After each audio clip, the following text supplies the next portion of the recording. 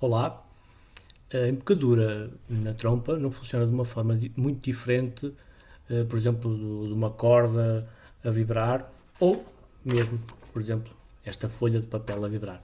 O que é que acontece? Para tocarmos uma nota mais aguda, de alguma forma os lábios estão mais juntos, uma nota mais grave, os lábios estão mais afastados. Só que na trompa ficamos condicionados com o tamanho do bocal, é uma espécie de uma prisão e os lábios têm que ficar dentro do bocal. Assim sendo, parece ser óbvio para o registro grave tocar assim, só que é impossível colocar os lábios assim no bocal da trompa. Mesmo assim, fazer exercícios só com os lábios, deixando a embocadura relaxada completamente, é bom do ponto de vista conseguirmos saber que músculos é que utilizamos para mexer os lábios nessa determinada frequência.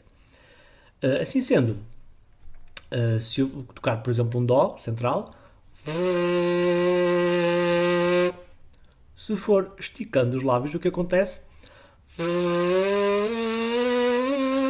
A nota vai ficando mais aguda. Mas se continuar a esticar,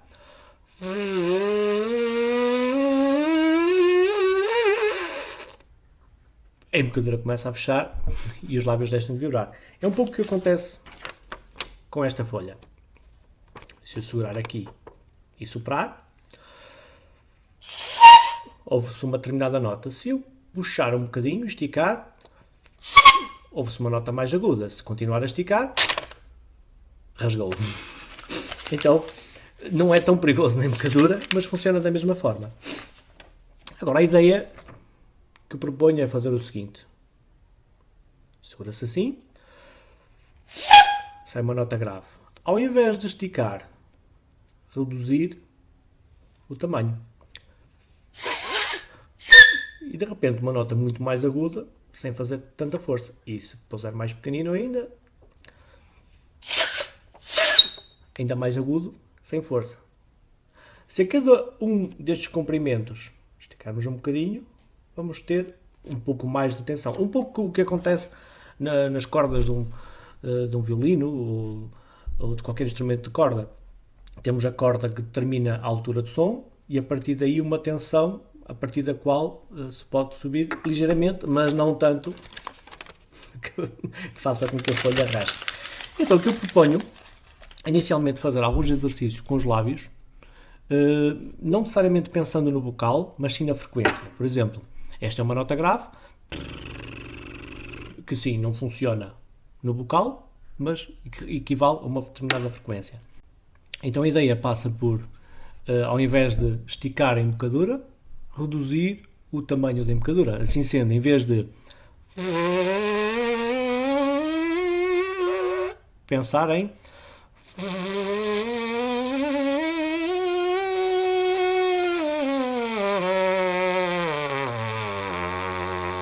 e gradualmente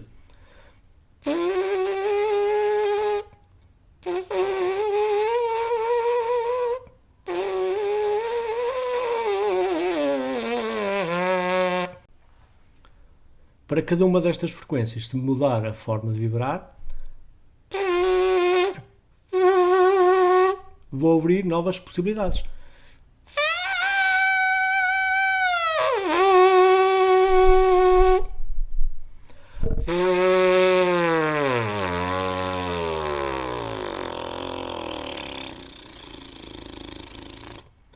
Relativamente ao registro grave, um exercício que proponho passa por pegar num lápis, colocar no centro da embocadura e ao invés de, no registro grave, simplesmente abrir a boca, porque se abrirmos a boca demais acontece isto, e ficamos com os lábios fora do bocal, puxar o queixo para baixo, para a frente, mas manter sempre os lábios em contacto com o lápis.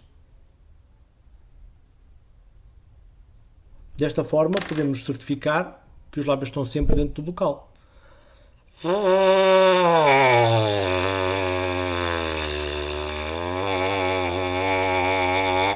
Enquanto que se abrir demasiado,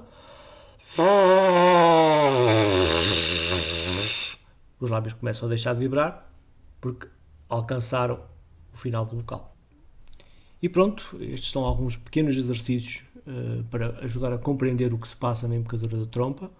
Há diferentes abordagens, há alguns professores que recomendam que só se faça exercício com o vocal, porque com os lábios é diferente. Existe também outra abordagem em que se fazem exercícios com os lábios, mas assumindo que é diferente.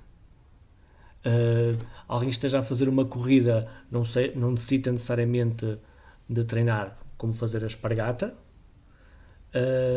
por uma vez que durante uma corrida não vai precisar de fazer a espargata, mas fazer a espargata ajuda-lhe a ter maior flexibilidade e a compreender melhor como os músculos funcionam.